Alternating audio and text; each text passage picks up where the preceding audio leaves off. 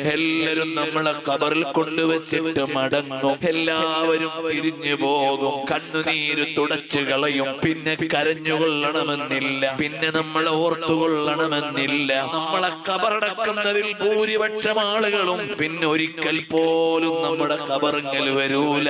നാട്ടിലെത്ര ഖബറുകളാണ് നിങ്ങൾ അടക്കിയത്? ആ ഖബറടക്കത്തിന് കൂടിയതില്ലെന്ന് എത്രയാള് പിന്നെ ഖബറിൽ വന്നിട്ടുണ്ട്. ചെറിയൊരു ശതമാനമല്ലേ പിന്നെ പോകുന്നുള്ളൂ. മക്കള് പോയെങ്കിലായി, വാപ്പ പോയെങ്കിലായി, അടുത്ത കൂട്ടുകാര് പോയെങ്കിലായി. നമ്മളെ ഖബറടക്കാൻ 1000 ആളുണ്ടായി. പിന്നെ ഖബറിലേക്ക് ഒരിക്കലെങ്കിലും വരുന്ന 100 പേരെങ്കിലും ഉണ്ടാകുമോ?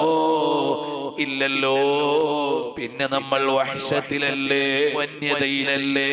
അവിടെ കിടക്കുമ്പോൾ ഖബറിന്റെ ഉള്ളിൽ നിന്ന് മദീനയുടെ രാജാവിനെ കാണാൻ തുടങ്ങിയാൽ അത് വഹ്ശത്തല്ല, അതൊരു പ്രണയത്തിന്റെ ലോകമാണ്.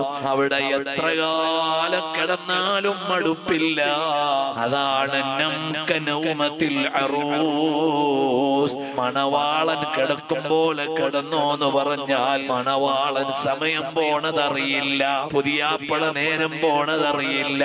അതുപോലെ ഖബറിൽ മുത്തുനബി സല്ലല്ലാഹു അലൈഹി വസല്ലം തങ്ങളെ കണ്ടുകൊണ്ട് കിടക്കുന്ന ഖബർ 1000 കൊല്ലം കിടന്നാലും 2000 കൊല്ലം കിടന്നാലും അതിൽ മടുപ്പില്ല.